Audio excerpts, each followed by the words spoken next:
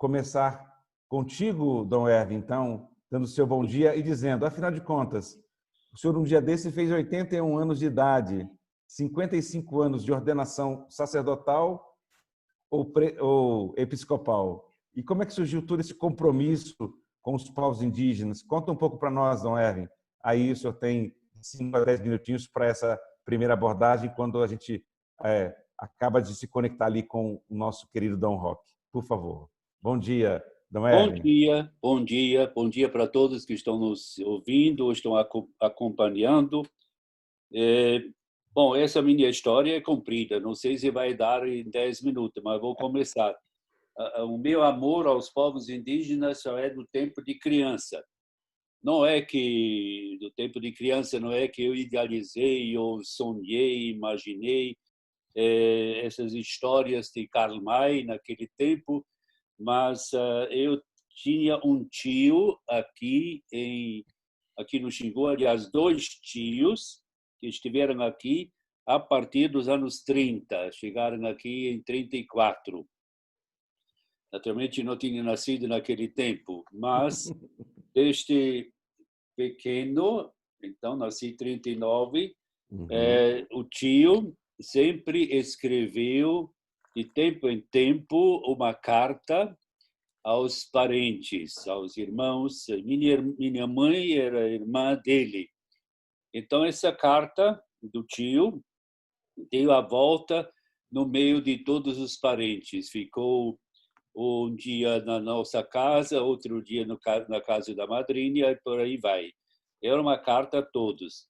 E lá ele começou a falar dos povos indígenas, dos Kayapó, mormente dos Kayapó.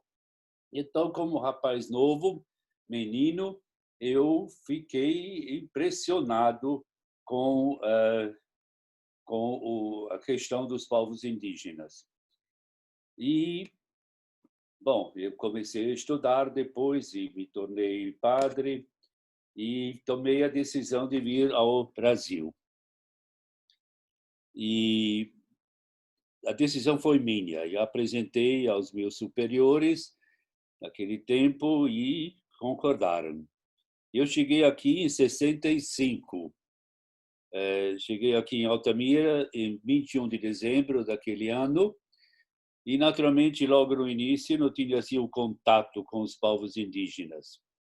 Logo no início, eu tive que aprender também a língua e me adaptar aqui, me enculturar, mas logo já tive os primeiros contatos com os povos indígenas.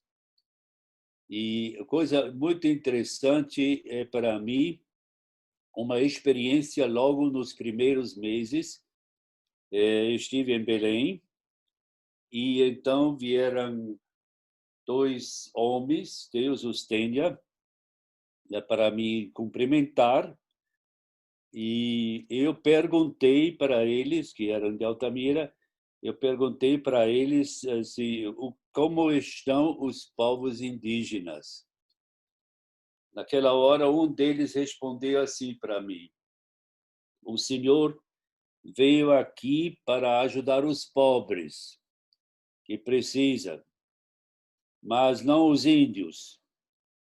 Os índios são traiçoeiros, são ferozes e então eu faço questão de lhe dizer que tenho fé em Deus que daqui a 20 anos não exista mais nenhum. Isso para mim foi uma ducha gelada no clima tropical. Eu disse, no meu coração, eu disse, no que depende de mim, isso não vai acontecer. Bem, como padre, não tive tanto contato com eles, mas depois, em 80, fui nomeado bispo e logo, em 81, já fiz uma grande... 81 não, foi 83, fiz uma grande visita, grande modo de dizer, visita às aldeias Kayapó. Fui naquele tempo com Dom Balduino, no aviãozinho dele. Passamos um tempo, então, de aldeia em aldeia, dos Caiapó. E, em seguida, isso foi no mês de julho, teve o retiro aqui em Altamira, e quem pregou o retiro foi Dom Aloísio Lorscheider. E foi naquele momento, logo depois do retiro, que recebi um telefonema de Goiás. E era Dom Balduino dizendo se eu não me candidataria para ser presidente do CIMI. Eu disse, não, isso é impossível, porque eu sou bispo muito novo e não tenho ainda muita experiência de bispo, mas vou pensar. E já que Dom Aloísio estava aqui, eu fui falar com ele. E, Dom Aloísio, o que o senhor acha? Estão me convidando para ser presidente do Conselho Indigenista Missionário. E ele nem me deixou terminar de falar, disse, tem que aceitar, tem que aceitar, tem que aceitar. Aí pronto, eu fiquei desarmado. E finalmente fui para a Assembleia dos Bispos, a Assembleia do CIMI, foi em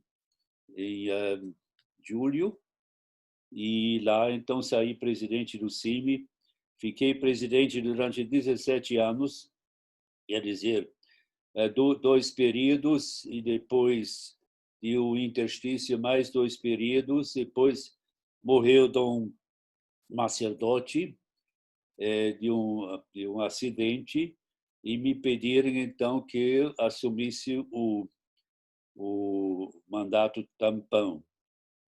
E aí depois logo me escolheram de novo por 5 anos, e foi repetido mais uma vez 5 anos, ou 4 anos, parece que. Ao todo,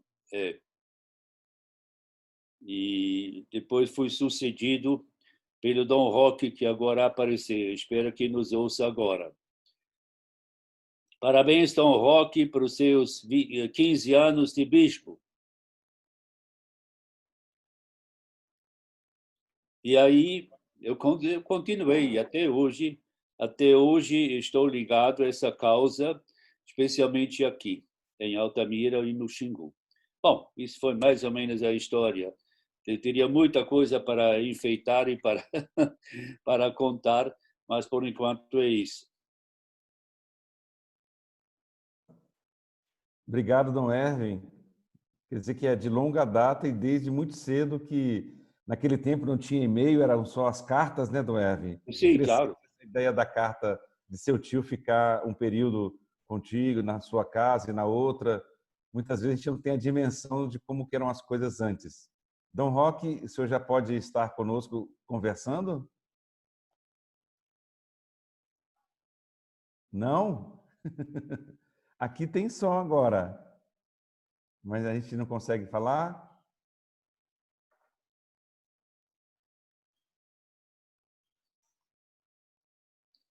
Esse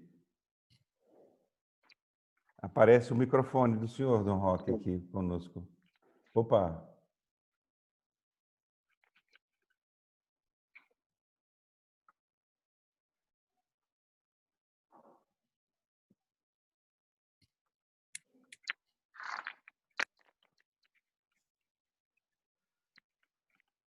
Bom, enquanto o Dom Roque vai se organizando, Dom Eve, vamos seguindo então. Toda essa questão, nós temos acompanhado também das mortes, né? Não só a Repam, diariamente eu tenho aqui os dados do último dia 15, o último boletim que eu tenho, na verdade, das mortes que já ultrapassa a 500.000 na Amazônica, né, de mortes pela Covid, e ao mesmo tempo todo esse desafio que nós temos então desse enfrentamento dessa situação pelo Estado brasileiro, pelos municípios e também pela própria igreja. E nessa semana que passou, com toda a liderança da Joênia, se conseguiu aprovar no Congresso Nacional um projeto de lei e depois acabou sendo vetado em questões justamente que dizem respeito às questões básicas de vida. E aí, eu queria que o senhor nos contasse, então, um pouco como é que foi e a CNBB se manifestou, como que se faz justamente essa articulação, que compromissos decorrem do Sino da Amazônia a partir de uma situação como essa. Não estava previsto, pegou todo mundo, mas o que a Covid acabou fazendo de forma mais dramática na relação com os povos indígenas na Amazônia, Dom Hermes? Como é que o senhor encara esse desafio, esse problema, e como que se acredita que seja a posição da igreja, essa manifestação da própria CNBB? Por favor. Bom, primeiro temos que situar a causa indígena, né? A gente às vezes pergunta para a igreja qual o papel da igreja, e muitos respondem que é a opção preferencial pelos pobres. Mas os índios, por origem, não são pobres. O problema dos povos indígenas é que eles são diferentes, culturalmente diferentes.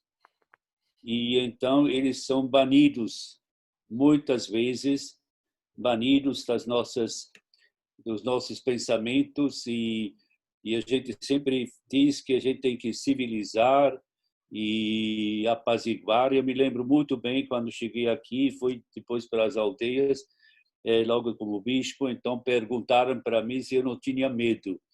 Eu respondi sempre eu tinha mais medo dos brancos do que dos povos indígenas. Mas eles foram sempre assim tidos como brasileiros de segunda categoria. E isso também se mostrou através das diversas constituições federais ao longo da história. Nós conseguimos, em 1987, 88, durante a Assembleia Nacional Constituinte, conseguimos trabalhar muito como o CIMI e finalmente saiu, de fato, na nova Constituição, o capítulo dos índios, que os defende, são totalmente diferentes das outras constituições. E antes foi falado que os indígenas têm que ser incorporados, têm que ser assumidos pelo Brasil ou pela sociedade brasileira, e isso em todo explicando bem significa que a tendência foi sempre que os povos indígenas perdessem ou renunciassem, abdicassem a sua própria identidade. E isso, para mim, perder a identidade é o sinal, o fato, o sinal terrível. Não tem pobreza maior do que perder a identidade. Pois bem, em 88, então, na nova Constituição, os povos indígenas foram considerados como brasileiros de verdade. Que absurdo, né? A gente tem que considerar eles são os primeiros habitantes desta terra, mas precisava então uns artigos da própria Constituição para dizer que eles são gente e eles têm direito e têm direitos iguais a qualquer outro brasileiro. E agora, no contexto do Covid, desde o início ficamos com muito medo de que, se o vírus chega às aldeias, vai ser uma catástrofe, porque a maioria dos povos indígenas não tem os anticorpos que nós temos.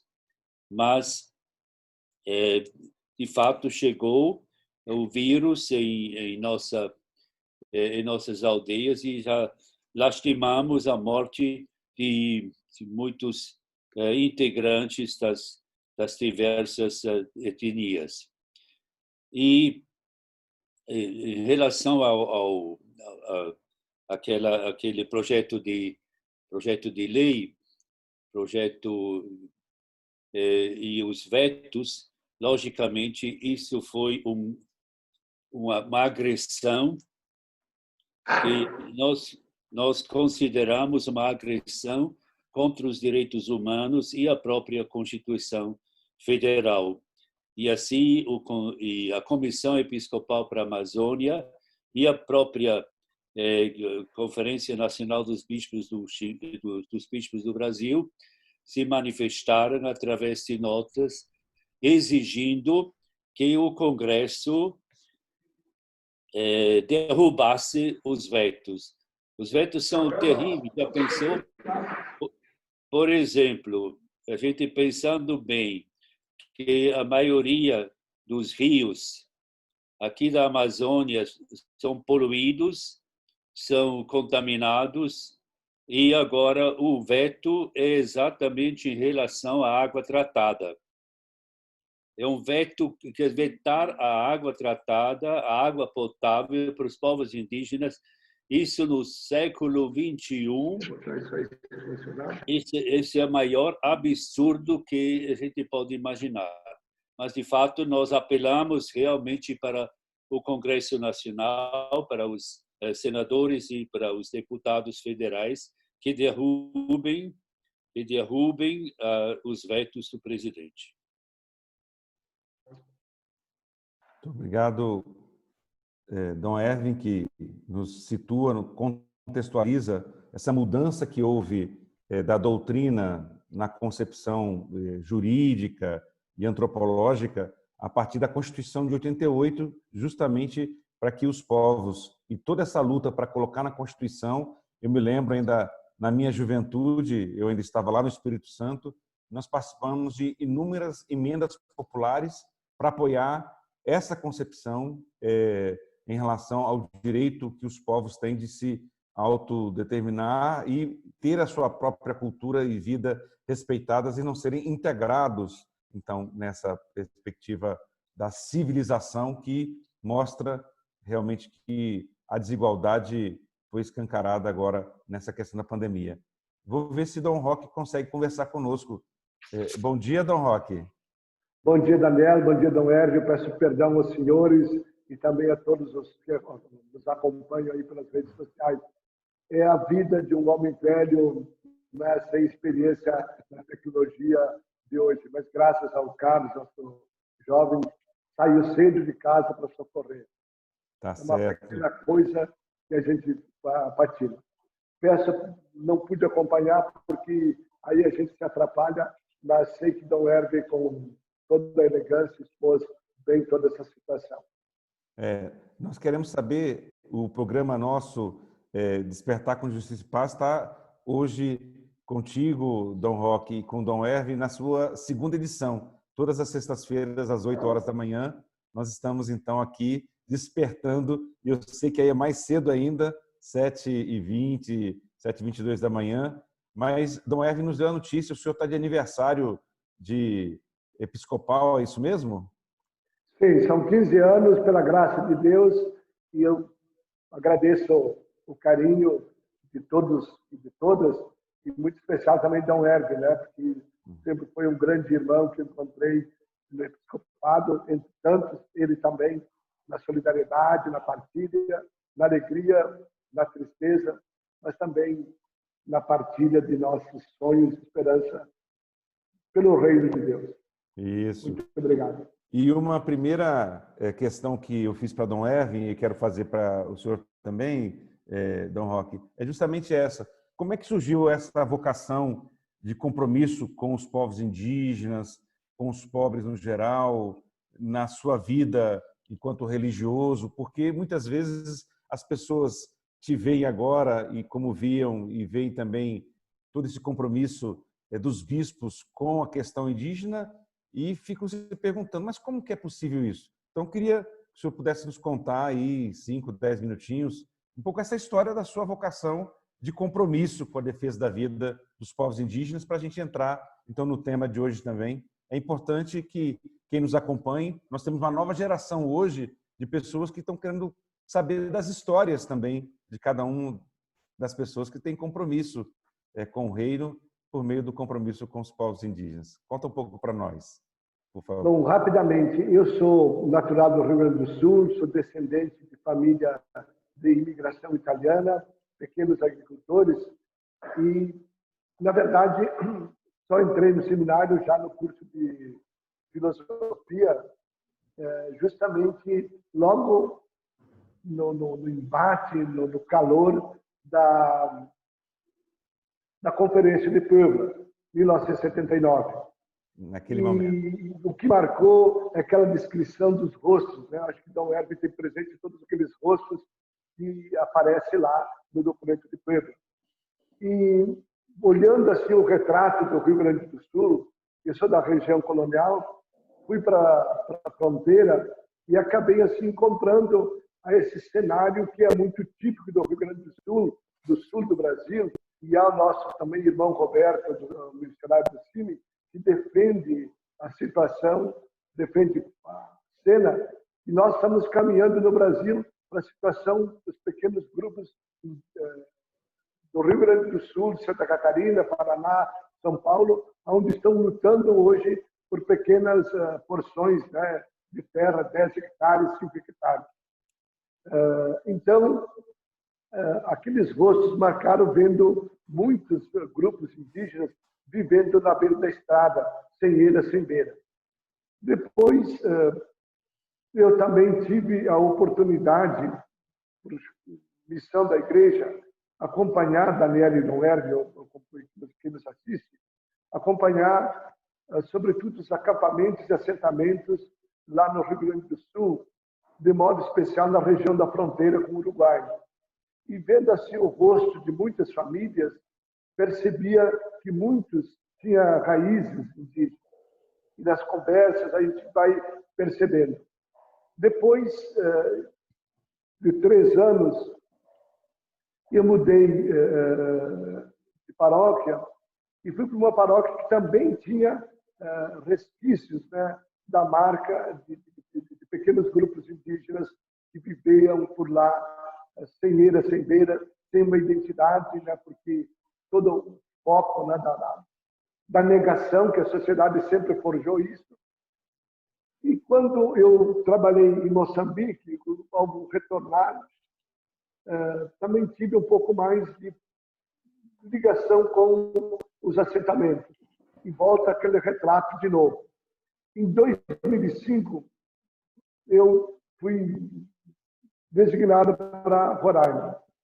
E olhando o rosto de Roraima, no dia da minha ordenação episcopal, lá em Boa Vista, que foi celebrada lá, o bispo celebrante fez a pregação e disse que não podia se ignorar a vida e o sofrimento dos povos indígenas. Claro que a gente tinha assim, uma noção da realidade. E ali foi a grande escola que eu tive em Roraima, junto aos missionários, junto às comunidades indígenas, mas também junto o Luiz com perdão, estou lembrando aqui Luiz Ventura, missionário do CIMI, que é missionário leigo espanhol, que vocês conhecem muito bem. E estava lembrando o Luiz, assim, o grande, como diz, mestre que foi, vai começar a entender um pouco melhor essa realidade toda, do pluralismo também dos povos de Roraima. E depois, a entrada no CIMI, aí eu, como o responsável Dom Herve, né? Ele chegou e disse assim, Roque, na nossa avaliação é que você podia ser alguém que ajudasse no CIMI. Ele disse, mas eu sou um desqualificado. Eu disse, não, vamos lá, você vai fazer. Então, eu estou aqui por isso. Agradeço também, porque tem sido para mim uma grande escola no caminhar, no acompanhar as comunidades indígenas, os povos indígenas e também as organizações indígenas, porque ali também está esse processo onde eles são os sujeitos. Né? Acho que o enfoque todo tem sido isso, do CIMI, ao longo dos quase 50 anos. Eles são sujeitos, eles são, como diz, aqueles que fazem o caminho. Nós, como CIMI, né, como igreja, somos aliados, somos parceiros, mas eles que são os protagonistas da própria história. Resumindo, é isso. Né, louvo e agradeço a Deus por esta oportunidade também de participar aqui deste programa, juntamente com o irmão Dom Herve, que tem um grande respeito e admiração. Obrigado, Dom Roque, aí pela história, breve história que você contou, que tem esses significados de perceber essa presença de Deus. Eu lembro, o senhor falava de Puebla, eu estava lá já naquele tempo estudando toda a questão da catequese renovada naquele período também, justamente nas comunidades eclesiais de base lá no Espírito Santo, e a gente acompanhou com muito carinho e esperança, já depois da Conferência de Medellín, a Conferência de Puebla, que deu esse passo, talvez, de traduzir na palavra inculturação toda a ideia da evangelização. Nesse sentido, então, acolher e respeitar o protagonismo dos povos indígenas, né? E agora a gente comentava um pouquinho com Dom Erwin a situação dos povos indígenas diante da Covid. Como é que vocês do CIMI, Dom Roque, estão vendo essa situação, estão atuando a partir dela? O que ela revelou de forma mais dramática nesse período? Por favor.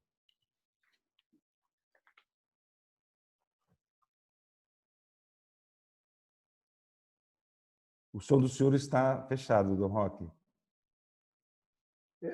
Perdão, peço perdão. O Daniel e Dom Erwin, que nos acompanha, antes de falar sobre o Covid, só gostaria de dizer que aquela música que nós cantamos em nossas comunidades, ninguém se engana, a nossa história já começou desumana. Eu tomei a liberdade de pedir auxílio para a assessoria dos CIMI, os jornalistas, os advogados, e gentilmente me deram alguns toques. Só para, a título de um pouco de partilha, Daniel e Dom Erwin, companheiros, o CIMI nacional, ao longo, desde a eleição do senhor presidente em 2018, só depois das eleições, lançou já 35 notas de manifestação diante postura da teimosia de ir contra os direitos originários e contra a Constituição. São 35 notas que o CIMI lançou, só o CIMI nacional, sem contar os CIMIs regionais, diante dos absurdos, diante dos ataques, né, desde dezembro de 2018, quando compara os povos indígenas como... Desde tentar abrir as terras indígenas para mineração, né, para o plantio da monocultura e assim por diante.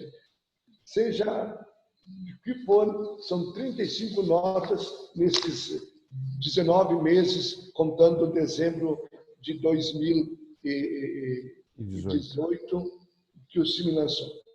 A pandemia revela esse retrato duro de aceitar, mas real, pelo rosto sofrido dos nossos pobres do Brasil, e entre eles os mais pobres dos pobres, como diz o documento de Puebla, os povos indígenas, os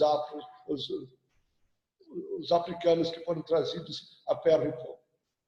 O CIMI procurou, sobretudo, ter essa proximidade, né, respeitando, não entrando os missionários do CIMI nas aldeias, nos territórios indígenas, mas tem dado apoio, sobretudo, nas articulações que os povos têm feito neste tempo. Tem procurado também apelar junto ao governo para que cumpra a sua determinação constitucional de cuidar desses povos, desses grupos mais fragilizados, mais vulneráveis. O índice de letalidade entre os povos indígenas é muito alto. É bem mais alto, os dados mostram que toda a realidade. Mas nessa pátria amada idolatrada, epidemias e pandemias, os povos indígenas estão desaparecendo. E nós estamos, né, seja pelas invasões, seja pela destruição das terras indígenas, mesmo demarcadas, homologadas, registradas, portanto, terras da União, né, há um campo aberto, há um consentimento por parte do governo para que os grileiros e os invasores vão se consagrando e as leis estão aí querendo aprovar tudo. Então, o CIMI tem feito isso, além também daquela solidariedade no sentido do apoio de material de higiene e alimentação. Agora, sem o governo fazer a parte dele, fica impossível, né? Fica impossível. Pelo contrário, nós estamos vendo situações alarmantes, né? Que o governo aprova, executa e deixa as comunidades num caminho desesperador, porque lhes falta aquilo que seria um pouco a paternidade, no bom sentido, de um governo que tenha o foco de cuidar daqueles que são mais fragilizados e, para nós, os primeiros habitantes dessas terras. Então, obrigado, Dom Roque. Nós queremos registrar a participação de pessoas do Brasil inteiro e até do padre Tony Neves, um espiritano lá de Roma, que também é comunicador, também nos acompanha, a irmã Jacinto, o pessoal do Maranhão, a Marina lá da Zona da Mata Mineira, além de todo o pessoal da Comissão de Paz, tanto local como da brasileira. Padre Thierry também manda abraço para o senhor e também para Dom Ervin, felicitando aí pelos 15 anos de episcopado, a serviço do povo. E nessa missão, aqui vem algumas perguntas, né? E aí eu também já vou provocando Dom Ervin, provocando o senhor, justamente nessa perspectiva de dizer, em relação à questão da missão da igreja, né? Diante desse etnocídio que pode cada vez mais se agravar no Brasil, né? Qual deve ser o compromisso? As nossas comunidades, como que devem atuar para que a gente possa ter esse compromisso em defesa da vida, tomando por base a questão dos povos indígenas? Como que a gente poderia ajudar a quem está nos acompanhando a pensar um pouquinho esse papel da igreja na sociedade nesse tema específico? Muitas pessoas dizem, mas não tem que catequizar os indígenas? Quer dizer, o senhor falava desse cuidado, Dom Roque, e de todo o aprendizado que o senhor tinha feito lá com o nosso querido Luiz Ventura, antropólogo, né, que atua no CIMI lá em Roraima, que também compartilha conosco o eixo Direitos Humanos da REPAM, Panamazônica, né? E eu queria que o senhor explorasse também, Dom Ervin, se pudessem trazer um pouco de luz para esse trabalho, para essa missão, o que cada uma de nós, as pessoas estão sedentas em saber o que podem fazer para fortalecer a vida dos povos e mesmo enquanto igreja nessa perspectiva. Vamos deixar Dom Ervin falar, que é um homem que tem muito café no púlpito, né? Depois eu também posso entrar. Tá bom. Dom Ervin, então, por favor. Pois é, a primeira coisa é uma certa conversão. Uma conversão da igreja aos povos indígenas. A igreja, a partir do Concílio Vaticano II, assumiu com muito mais ênfase e muito mais atenção a causa indígena. E no sínodo, agora, do ano passado, outubro do ano passado, um dos grandes temas do sínodo foi exatamente a causa indígena, a pedido do próprio Papa. O Papa insiste muito nisso, que a igreja tem que assumir. Agora, claro, o que o pequeno cidadão lá numa comunidade vai fazer? Conscientizar as nossas comunidades a respeito dos direitos dos povos indígenas. Porque catequetizar, evangelizar tem vários aspectos. O primeiro, de fato, é anúncio, mas o anúncio sem o testemunho não vale nada. Precisamos testemunhar de que estamos do lado deles. Isso pode ser através do CIMI, dos missionários, mas da igreja também como um todo, uma comunidade que está aí, se declara a favor dos povos indígenas. Assina, por assim dizer, essas declarações, essas manifestações que o CIMI fez, como o Dom Roque agora explicou, 35 em 19 meses contra esse governo anti-indígena. Isso, para mim, é de suma importância. Nós não podemos nos calar diante de fatos de agressões aos povos indígenas. O atual presidente já na época de sua campanha, ele disse que não vai demarcar um metro quadrado para os povos indígenas. Isso é um absurdo, porque ele se levanta contra a própria Constituição, que exige a demarcação e homologação de todas as áreas indígenas. Então, se isso não foi feito agora, temos que somar com o CIMI e lutar e exigir que, de fato, isso aconteça. Isso, para mim, é a primeira coisa que todos nós podemos fazer. E, como igreja, então, de modo especial. Tem gente na igreja que diz, mas por que a gente investir nos povos indígenas? Isso não é uma pergunta que se faz. Os povos indígenas são, hoje, os mais atingidos, mais ameaçados, como diz o próprio Papa. Então, onde nós estamos do lado daqueles que precisam de nossa ajuda. E tem também outra coisa de evangelização, também é o diálogo inclusive religioso, também é baseado no Vaticano II, e é o serviço. O serviço, a diaconia, a igreja tem por missão ser diácona, nesse sentido, também para esses povos, porque eles estão hoje ameaçados desse jeito que corre risco de ser extintos.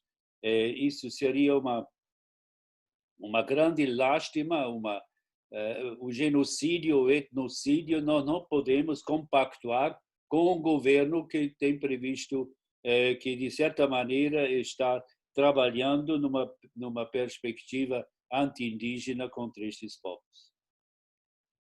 E como é que o senhor orientaria essa ação dos cristãos, das comunidades, das dioceses, nessa questão indígena, então, Dom Roque, contra esse etnocídio? Daniel, o Dom Herbert, com muita propriedade, colocou, a partir do Vaticano II, os documentos também da Conferência Episcopal Latino-Americana, Caribenha, Medellín foi o grande marco, mas também Dom Herbert sabe bem, de cor e salteado, o que significou para nós no Brasil o encontro de Santarém em 1972. O sínodo revelou para nós, sobretudo, essa grande distância. O senhor falava, Daniel, dos anos 79 e 80, estudando a questão da enculturação. Nós também precisamos desaprender. Foi esse o caminho que o sínodo nos provocou. Desaprender para reaprender, os caminhos de Deus no meio dos povos indígenas. Sobretudo, a partir daquilo que é o essencial da vida cristã. Eu vim para que todos tenham vida e vida em abundância.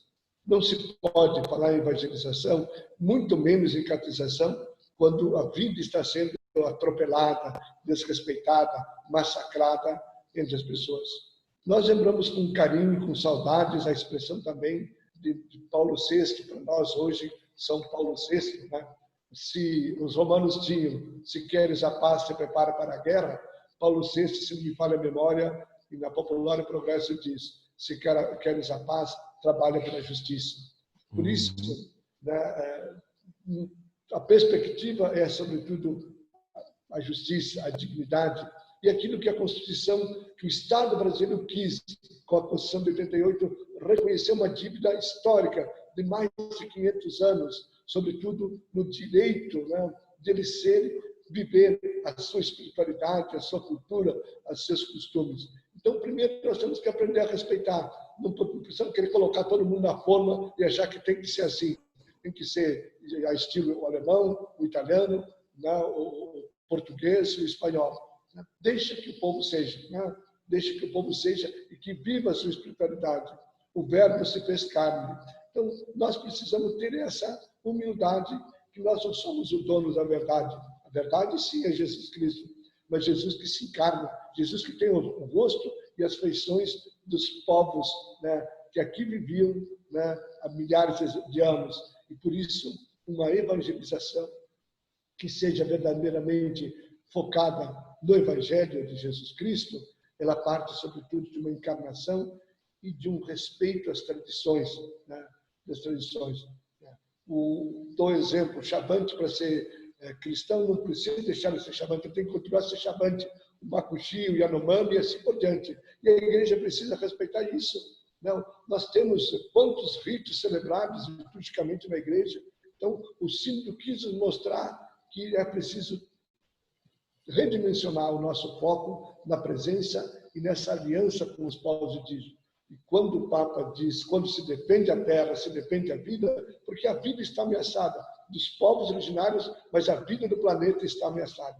Por isso, a grande missão nossa, para quem está onde estiver, é sobretudo a compaixão, é saber respeitar o grito de dor daqueles que historicamente lhes foram negado o direito de viver. Como cristãos, nós não podemos nos colocar como juízes, né? Mas sim como samaritanos, como Madalena. Samaritano que cura, mas Madalena que anuncia o ressuscitado, apesar das cruzes que estão acontecendo. Não podemos perder a esperança, já nos alertava o Papa com a alegria do Evangelho. Não podemos deixar que nos roube a esperança. Eu dizia aí, gostaria de dizer isto, né? O importante é que a gente tenha como foco e centro Jesus Cristo, que veio para que todos tenham vida e vida em abundância. E quando a vida é negada, massacrada, ali a ausência daquilo que é a centralidade nossa. Por isso, eu gostaria de concluir, dizendo, nós vivemos num país que os povos indígenas não estão só cercados pelo grande latifúndio, não estão só cercados, estão cercados pelo preconceito, pela discriminação, né, pela desprezo, né, pela desconsideração da história, da vida, das tradições deles. Esse é o problema maior, né? O preconceito que nós, digo nós, a partir de mim também, alimentamos, nos julgando certos e eles os errados. Nesse sentido, o trabalho de, vamos dizer assim, verdadeira evangelização das nossas comunidades para essa compreensão que nos exige tanto o documento final do Sínodo como o Querida Amazônia é muito importante, né? Poder ler com esses olhos e aquilo que aqui o Valber Meirelles Ladeira colocava, que ouvindo tanto Dom Herve como o senhor, Dom Roque, ele se lembra de Dom Pedro Casaldáliga, ou seja, nós não estamos deixando morrer a profecia. Nesse sentido, então, de poder proclamar e anunciar que temos esperança, mesmo diante de uma situação tão difícil como essa que temos vivido. E a ideia da conversão nos provoca, né? Lembrando também da memória que a Doris nos ajuda a lembrar de Bartolomeu de Las Casas, né? Justamente na perspectiva de que esse compromisso tem que ser vivido em aliança, apoiando as lutas que esses povos fazem, né? Então nós temos aí essa luta agora que se coloca a carta aberta da CNBB, a manifestação do CIMI, da própria Rede Eclesial Panamazônica, pela derrubada dos vetos, 16 vetos que houve ao PL 1142, né? Para que a gente possa ter também nesse plano emergencial de enfrentamento à Covid o respeito aos direitos básicos dos povos, né? Então nós temos aqui muitas manifestações de carinho da vida religiosa consagrada também, as irmãs dominicanas também mandando felicitações aqui, irmã Guida, que trabalhou ali em Marabá, em Conceição do Araguaia, também aqui nos acompanhando, e ao mesmo tempo dizendo dessa reafirmação. Essa seria a causa nesse momento. E também está se preparando uma assembleia pela Amazônia, agora nesses dias 18 e 19 de julho, quer dizer, amanhã, e depois as pessoas ainda podem se inscrever, e quem ainda quiser colaborar e compreender melhor pode se dirigir, fazer perguntas aí, que ao mesmo tempo, depois do programa, a gente vai respondendo. Eu queria, voltando àquilo que Dom Roque trouxe, eu também tive a oportunidade de estar nos bastidores do Sínodo, acompanhando a tenda Amazônia Casa Comum. Diante desses desafios atuais, então, para fazer agora uma rodada de fechamento do nosso programa, eu queria provocar, então, Dom Erwin a dizer aí uma palavrinha sobre essas conversões nesse cotidiano. E o que cada uma dessas pessoas também podem ajudar a fazer para derrubar esse veto que nós estamos aí tendo, que foram feitos ao projeto de lei nesse plano emergencial de enfrentamento à Covid? Obrigado. O que quem tem essa fé nesse Jesus Cristo que veio defender a vida precisa também fazer e, ao mesmo tempo, nós, enquanto igreja? Por favor, Dom Herve. Bom, quando eu assumi pela primeira vez o CIMI, eu fiz um comunicado para os bispos reunidos em Itaici e disse naquele tempo: mortos já não podemos evangelizar.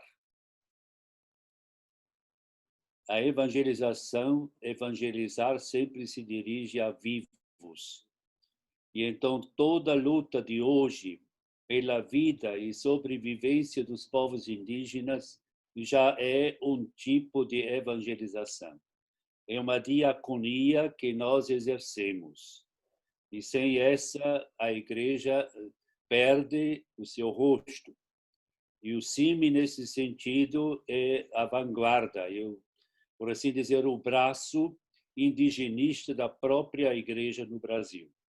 E fez isso e está fazendo isso desde 1972, quando foi fundado e recomendado pelos bispos da Amazônia, exatamente na reunião de Santarém que Dom Roque já lembrou agora. E então, nesse sentido, toda a igreja é chamada. E seguindo a proposta do Papa, nós não podemos fechar os olhos diante da calamidade que se cria a partir desse curso anti-indígena do nosso Brasil, a partir do governo que tem uma posição anti-indígena bem clara e evidente. Então, nossa luta é exatamente a favor desses povos. Nós estamos em aliança com os povos. Dom Roque já lembrou isso. Quer dizer, os povos mesmo hoje se organizam e fazem seus encontros, mas nós, não indígenas, queremos ser aliados, fazer essa santa aliança com os povos indígenas na defesa de seus direitos. Mais uma vez, nós nos empenhamos muito naquele tempo para que os direitos indígenas sejam inscritos, ancorados na Constituição Federal, mas isso não é suficiente. A letra da Constituição tem que se tornar realidade. Nós temos que apelar para o salto qualitativo da letra constitucional para a realidade de todos os povos. E essa aliança da igreja com os povos indígenas é uma aliança sagrada. Muito bom, Dom Herve. Essa proclamação e, ao mesmo tempo, essa declaração da profecia necessária para os tempos atuais. E, nesse sentido, então, Dom Roque, que ações podem ser desenvolvidas pelas pessoas que querem apoiar de forma decisiva essa vida plena dos povos indígenas diante desse desafio que temos aí dos vetos que foram feitos? Como que a gente pode colaborar e contribuir para que a gente possa ter o resgate, pelo menos, de mais esse instrumento de atendimento àqueles que mais precisam? Daniel, Dom Herve e também os que nos acompanham, eu creio que é de Zé Vicente esse canto que nós cantamos muito em nossas comunidades. Receber a comunhão com este povo sofrido é fazer aliança com a causa do oprimido. O Senhor quis nos levar a repensar a nossa presença como igreja junto aos povos amazônicos e, de modo particular, aos povos indígenas. O Senhor iniciava dizendo qual é a conversão. O documento final do Sínodo apresenta aquelas 5 conversões, que uma não está separada da outra, uma não está distante da outra. Tudo está interligado nesta casa comum. É preciso, sim, essa conversão integral. Não dá para olhar a parte, mas olhar o todo. Nós fazemos parte desta casa. A conversão pastoral é fundamental para nós, é fundamental para nós como cristãos católicos.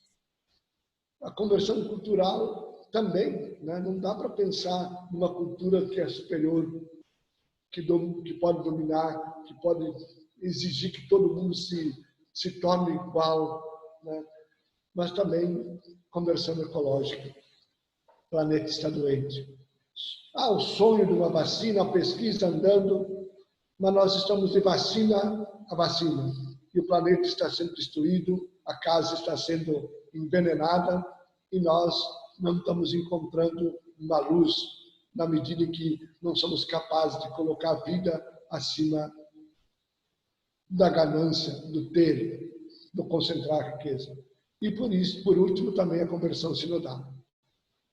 Um famoso pedagogo que nós temos a alegria de ser brasileiro, que marcou o mundo, mas infelizmente não se pode nem citar mais o nome dele, por essa atual situação, Paulo Freire dizia: se todo mundo perguntasse por que as coisas seriam diferentes, é preciso gritar, dizia, é preciso falar, profeta Jeremias. E nós não podemos ficar deitados eternamente dentro. Escreva para o deputado, para o senador do seu estado, do seu município, enfim, faça isso. Leva essa conversa para junto do seu grupo de amigos, seja do futebol, seja do que for, seja com seus vizinhos, leve para a sua comunidade de fé, não importa a igreja que você congrega, o importante é que nós tenhamos a consciência como cristãos, né, da responsabilidade que nós temos, E a minha intervenção no sínodo, Dom Hermes estava lá, foi a partir daquela pergunta lá do livro do Gênesis: aonde está o teu irmão? Aonde está o teu irmão? Aonde estão os povos indígenas hoje? Aonde estão os pobres do Brasil? Né? Aonde é que estão os pobres do Brasil? E aonde nós, cristãos, católicos, estamos? Né? De que lado nós estamos? Alimentando o ódio, né? Reforçando a engrenagem de morte, ou queremos a vida plena para todos, como Jesus? Por isso, ninguém pode ficar indiferente nesta hora. Algo nós podemos fazer, né? Algo nós podemos fazer. O que nós não podemos é ficar indiferente e achar que tudo está bem, porque se usa de tudo quanto era mecanismo para negar o direito dos povos, o direito à vida. Bom, também nos acompanha, manda saudação para Dom Erwin e para Dom Roque, o Dom Silvio Dutra, lá de Vacaria, Rio Grande do Sul. Ele diz que está nos acompanhando também no programa Despertar com Justiça e Paz. A gente manda um abraço para Dom Silvio também, ele que Dom Ionilton inauguraram essa programação da Comissão Brasileira de Justiça e Paz, que todas as sextas-feiras, às 8 horas da manhã, vem procurar justamente resgatar um pouco essa história, dizendo que esse compromisso com a justiça e paz é uma decorrência direta de quem acredita nesse Jesus Cristo vivo e presente, que se revela, como disse a própria Laudato Si, em todas as expressões de vida. E como temos aprendido, eu trago aqui a experiência que eu tenho feito lá em Juína também, com Dom Neri, né? Como que foi um trabalho importante da própria diocese, essa mudança na perspectiva, porque sempre se fala o que nós podemos aprender. Aonde nós temos floresta em pé é aonde os povos têm cuidado. Quanta coisa nós precisamos aprender para que essa conversão, que Dom Roque falava no documento final do sínodo, seja uma conversão integral, para que o sonho ecológico que está lá na querida Amazônia, que não é um sonho apenas de plantas e animais, é um plano de vida plena que tem que ser incorporado, então, nesse nosso cotidiano, né? Então, eu quero agradecer de forma muito fraterna a nossa convivência nesse momento aqui, Dom Erwin e Dom Roque, e dizer que na próxima semana a gente deve abordar todo tema ligado à negritude, ao racismo, e vamos chamar então aqui conosco, vamos ver se confirmam, Dom Zanoni e Dom Valdeci. Justamente nós estamos procurando fazer com que as pessoas possam perceber e amplificar essas vozes, aproveitando esse tempo em que nós aprendemos um bocado e ainda seguimos aprendendo, né? Aí Dom Roque enfrentou os desafios da conexão, chamou a ajuda dos mais jovens. Aqui em casa eu conto também com as minhas filhas que nos ajudam nesse aprendizado. Que bom que nós temos nos cooperado nesse projeto de ajuda. E aqui a Comissão Brasileira também, quando houve aquele ataque da FUNAI à própria ação e atuação do CIMI, com muita alegria eu ouvi do próprio Dom Roque, nessa tradição e de esforço e presença e liderança de Dom Erwin junto ao CIMI, dizendo: não nos defendam, nós estamos atacando porque a gente defende a vida dos povos indígenas. Se a gente se juntar na defesa dos povos indígenas, então seremos mais um unidos nessa aliança com os povos. E com essas palavras, então, a gente quer agradecer. Muitas manifestações aqui estão colocadas pedindo que possam ter outros programas como esse também e que vocês possam não perder a oportunidade. Estão pedindo aqui, viu, Dom Erwin e Dom Roque?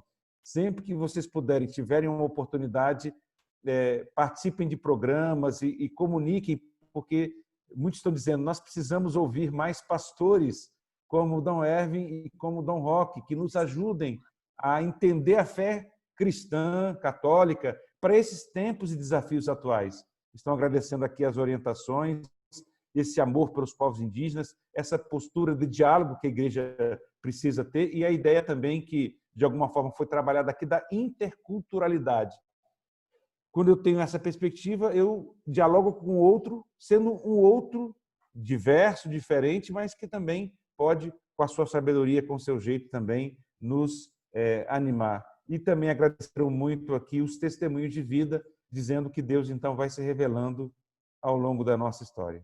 Então, a gente fica por aqui, agradece e pede aí que Deus nos abençoe nesse dia de hoje, para que a gente possa continuar a nossa luta. Estamos aí fazendo esse enfrentamento em nível nacional e mobilizando para que cada vez mais outras pessoas da igreja e da sociedade como um todo possam se engajar nesse processo de afastamento de quem desorienta o Brasil, de quem conduz o Brasil para um projeto de morte, essa tal da necropolítica, e por isso nós estamos firmes em defesa da democracia, em defesa da vida, mutirão pela vida, por terra, teto e trabalho, economia, soberania e democracia que gerem vida, é o que a 6ª Semana Social Brasileira está nos orientando. Obrigado, Dom Erwin, obrigado, Dom Roque, e até uma próxima ocasião, quando estaremos juntos aqui novamente no programa Despertar com Justiça e Paz.